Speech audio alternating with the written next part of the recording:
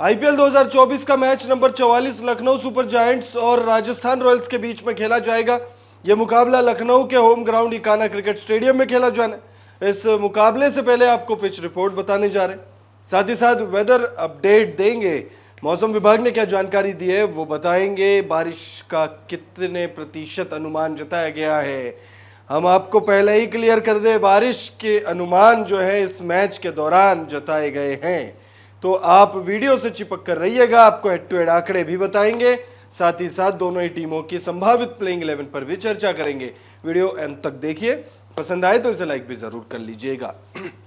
IPL 2024 का match number 44 Lucknow super giants और Rajasthan Royals के बीच में खेला जाएगा। यह मुकाबला दोनों ही टीमों के लिए अहम है। हालांकि दोनों ही टीमें इस सीजन बहुत अच्छा प्रदर्शन कर रही है। टॉप 4-5 की बात करें तो राजस्थान रॉयल्स और लखनऊ सुपर जायंट्स दोनों वहां पे फिट है। हालांकि राजस्थान रॉयल्स नंबर 1 पर है, लेकिन हमने वही दोनों टीमों को फिट कर दिया ऊपर। टॉप 4 टॉप 5 में दोनों ही टीमें इस समय मौजूद है। यह मुकाबला शनिवार को शाम 7:30 बजे से खेला जाएगा। डबल हेडर है शनिवार को, और इस मुकाबले के लिए इकाना क्रिकेट स्टेडियम जो है अब तैयार है। दोनों टीमें इकाना क्रिकेट स्टेडियम में भिड़ने के लिए तैयार है। और इकाना क्रिकेट स्टेडियम की पिच की अगर हम बात करें तो इकाना क्रिकेट स्टेडियम की पिच जो है वो यहाँ पर बल्लेबाजों को मदद है, लेकिन बल्लेबाजों से ज्यादा गेंदबाजों को मदद है। स्पिनर्स को खास तौर पे ज्यादा मदद है। यहाँ पर पहले बैटिंग करो, 160 रन बनाओ और मैच जीत जाओ, ऐसा कहा जाता है। यहाँ पर दूसरी पारी में बल्लेबाजी करना बहुत मुश्किल काम माना जाता है। ऐसा कहा जाता है कि इकाना क्रिकेट स्टेडियम पर सेकेंड इनिंग में चेस करना बहुत मुश्किल है। हालांकि चेजिंग होते हैं, यहाँ पर हुए हैं, इस सीजन भी हुए हैं, लेकिन ये गौर करने वाली बात है कि यहाँ की पिच थोड़ी धीमी हो जाती है सेकेंड इनिंग में, और दूसरी पारी में रन चेस के दौरान बल्लेबाजी बहुत मुश्किल काम मानी जाती है। इकाना क्रिकेट स्टेडियम लखनऊ की पिच पर बल्लेबाजों के साथ साथ स्पिनर्स को भी ठीक ठाक मदद मिलती है। इकाना क्रिकेट स्टेडियम में बल्लेबाजी बहुत मुश्किल मानी जाती है। यहाँ पहली पारी का औसतन स्कोर 147 के करीब रहा है। इस पिच पर रन चेस करना बेहद कठिन रहता है। इस धीमी पिच पर स्पिनर्स का दबदबा रहता है। जैसे जैसे मैच आगे बढ़ेगा बल्लेबाजी मुश्किल से बहुत मुश्किल होती जाएगी। इस मैदान पर चेस काफी मुश्किल है, रन चेस, लिहाजा टॉस जीतने वाली टीम पहले बल्लेबाजी करना पसंद कर सकती है।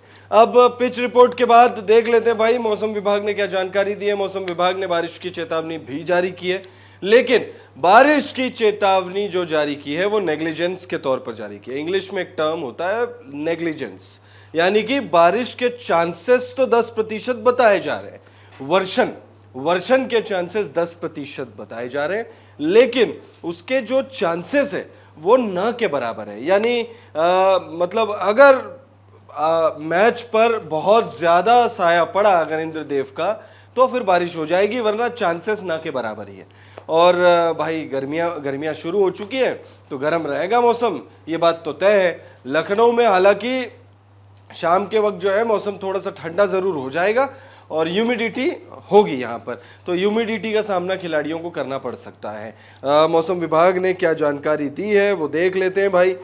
लखनऊ सुपर जायंट्स और राजस्थान रॉयल्स के बीच होने वाले मैच के दिन लखनऊ का मौसम साफ रहने वाला है। दिन के समय यहां का तापमान 40 डिग्री के आसपास बना रहेगा, तो वहीं शाम में यह गिरकर 25 डिग्री तक पहुंच सकता है।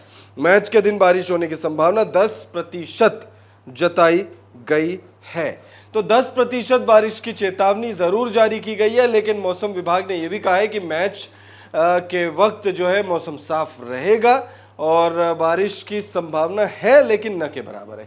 तो अगर हुआ तो फिर आप कह सकते हो कि भाई लखनऊ सुपर जायंट्स और राजस्थान रॉयल्स दोनों ही टीमों के फैंस और वहां पर मौजूद जो स्पेक्टेटर्स हैं उन सभी को करारा झटका लग सकता है। अब दोनों ही टीमों के हेड टू हेड आंकड़ों पर अगर हम नजर डालें तो ये दोनों ही टीमों की राइवलरी काफी शानदार रही है। हालांकि ये राइवलरी की शुरुआत साल 2022 से हुई है। साल 2022 में लखनऊ सुपर जायंट्स ने आईपीएल डेब्यू किया था और तब से लेकर अब तक कुल 4 मुकाबले खेल चुके हैं ये दोनों टीमें, और इन 4 मुकाबलों में इन दोनों ही टीमों के बीच जो हुए हैं उसमें राजस्थान रॉयल्स का पलड़ा भारी रहा है। इस सीजन राजस्थान वैसे भी बहुत अच्छा कर रही है और वैसे भी लखनऊ के खिलाफ अच्छा करते आई है। 4 में से 3 मुकाबले राजस्थान ने जीते, 1 मुकाबला जो है वो लखनऊ के नाम रहा है। तो हेड टू हेड आंकड़े तो भाई कह रहे हैं कि भाई राजस्थान रॉयल्स पर आप आंख बंद कर दाव लगाइए, लेकिन ये मैच इकाना क्रिकेट स्टेडियम में हो रहा है तो इस बात पर भी आप ध्यान रखिएगा। अब बात कर लेते हैं दोनों टीमों की संभावित प्लेइंग 11 पर कि भाई इस मैच के दौरान क्या प्लेइंग 11 हो सकती है और क्या कोई बदलाव की गुंजाइश है, टीम क्या अनचेंज रहेगी, क्योंकि दोनों ही टीमें काफी अच्छा कर रही है। तो सबसे पहले बात कर लेते हैं भाई हम लोग home team Lucknow super giants की। तो लखनऊ सुपर जायंट्स के प्लेइंग 11 की अगर हम बात करें तो सबसे पहले केएल राहुल और क्विंटन डिकॉक की जोड़ी ओपनिंग करते हुए दिखेगी। केएल राहुल गजब की फॉर्म में है। क्विंटन डिकॉक अब तक सिर्फ 2 मैचों में उन्होंने अच्छी बल्लेबाजी की, उसके अलावा उनके बल्ले से कोई खास बहुत बड़ी पारी हमने देखी नहीं है। हालांकि केएल राहुल की बात करें तो वो मोर्चा संभाले हुए हैं। उसके बाद दीपक हुड्डा, भाई दीपक हुड्डा साहब जो है पिछले मैच में उन्होंने एक झुझारू पारी या कह लीजिए आतिशी पारी, एक छोटी सी पारी कैमियो जरूर खेली थी और वो जरूरी कैमियो था भाई। वो कैमियो ऐसा था कि मार्कस स्टोइनिस के ऊपर से प्रेशर जो है वो रिलीज करने वाला कैमियो था।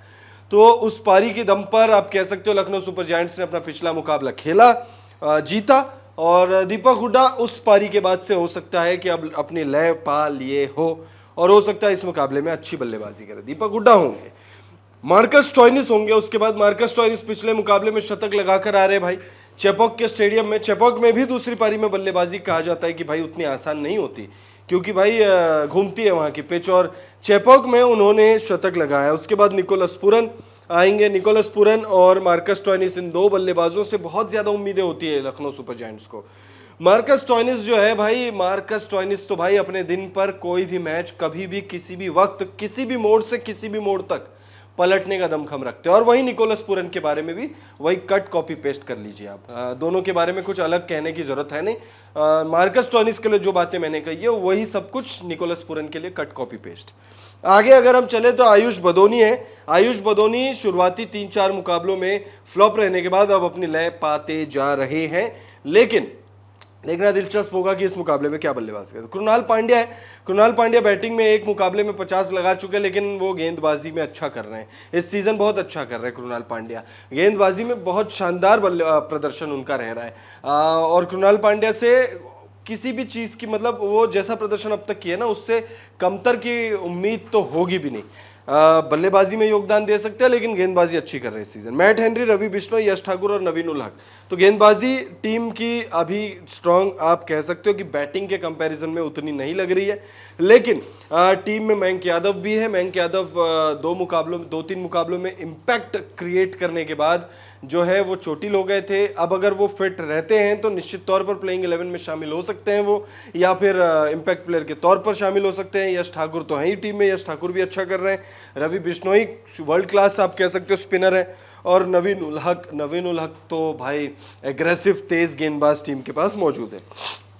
अब बात कर लेते हैं भाई राजस्थान रॉयल्स की संभावित प्लेइंग 11। जॉर्ज बटलर और यशस्वी जायसवाल पारी का आगाज करेंगे राजस्थान रॉयल्स के लिए। और देखिए, अगर पहले बल्लेबाजी आती है तो फिर प्लेइंग 11 में होंगे, और अगर बाद में बल्लेबाजी करनी पड़ी, अगर चेस करना पड़ा या चेस करने का फैसला किया, तो फिर वो इंपैक्ट प्लेयर के तौर पर शामिल होंगे। हम पिछले 2-3 मुकाबलों से देख रहे हैं जॉर्ज बटलर इंपैक्ट प्लेयर के तौर पर टीम में शामिल हो रहे हैं। संजू सैमसन होंगे और रियान पराग होंगे। भाई ये दोनों जो है इस सीजन कंसिस्टेंट बल्लेबाज है टीम के लिए और कंसिस्टेंटली रन बना रहे। संजू सैमसन तो आप कह सकते हो, आप दोनों में से जिसको मर्जी आप कह लीजिए, दोनों ही बहुत शानदार प्रदर्शन कर रहे हैं। वैसे मैं कहने जा रहा था कि भाई संजू सैमसन ज्यादा भरोसेमंद बल्लेबाज है, लेकिन भाई इस सीजन तो रियान पराग के लिए भी आप कह सकते हो ये चीज। तो मैं अपने शब्द इस वीडियो में ही वापस ले लेता हूं। दोनों ही डिपेंडेबल है, दोनों पर भी आप भरोसा कर सकते हो अगर आप आरआर के फैन हो। शिमरॉन हेटमायर, ध्रुव जुरैल, रविचंद्रन अश्विन। बैटिंग ऑप्शन में आपके पास ये 3 नाम और है, लेकिन आप याद रखिएगा ये टॉप 5 बल्लेबाज है, उसके बाद आप बैटिंग पे भरोसा मत करिए। ध्रुव जुरैल खेल सकते हैं बड़ी पारी, हो सकता है जो मुकाबला खेलने वाली है आरआर, उस मुकाबले में एलएसजी के खिलाफ 50 रनों की पारी खेल दे, हो सकता है शतक भी लगा दे, लेकिन भाई भरोसा कैसे करोगे आप? अब तक तो इन्होंने लगाया नहीं, अब तक तो इन्होंने कुछ किया नहीं टीम के लिए, तो भरोसे वाली बात है, भरोसा नहीं होता। और रविचंद्रन अश्विन आईपीएल में भाई राजस्थान रॉयल्स जो है अश्विन पर बहुत भरोसा करती है बैटिंग में। आपने देखा है कि भाई नंबर 3 पर बल्लेबाजी करा चुकी है अश्विन से राजस्थान की मैनेजमेंट, और अश्विन भी पूरा साथ देते भाई। अच्छा, आप मुझ पर भरोसा करोगे, मैं 50 लगाऊंगा आपके लिए। इंटरनेशनल T20s में 50 नहीं लगाया अश्विन ने T20 क्रिकेट में, लेकिन आईपीएल में उन्होंने 50 लगाया राजस्थान रॉयल्स के लिए। तो भाई भरोसा, आप भरोसा करोगे तो अश्विन जो है उस भरोसे पे खरे उतर रहे हैं। गेंदबाजी में वो स्पिन डिपार्टमेंट संभालेंगे, इकाना की पिच उनको सूट करेगी। ट्रेंट बोल्ट, कुलदीप सेन, आवेश खान और युजवेंद्र चहल, तो ये प्रॉपर गेंदबाज है टीम के पास। आवेश खान अच्छी टच में नजर आ रहे हैं, अच्छी गेंदबाजी कर रहे हैं। वो एक मुकाबला आप छोड़ दीजिए गुजरात के खिलाफ, जो अंतिम ओवर वाला जो रहा था, जिसमें आवेश खान की गेंदबाजी पर राशिद खान ने धुनाई करके मैच जो है राजस्थान की, जीता हुआ मैच जो है राजस्थान का, वो हरवा दिया था। तो वो एक मुकाबला छोड़ दे, तो उसके अलावा आवेश खान अच्छी गेंदबाजी करे। ट्रेंट बोल्ट अच्छे गेंदबाज है, वर्ल्ड क्लास गेंदबाज है, शानदार टच में है।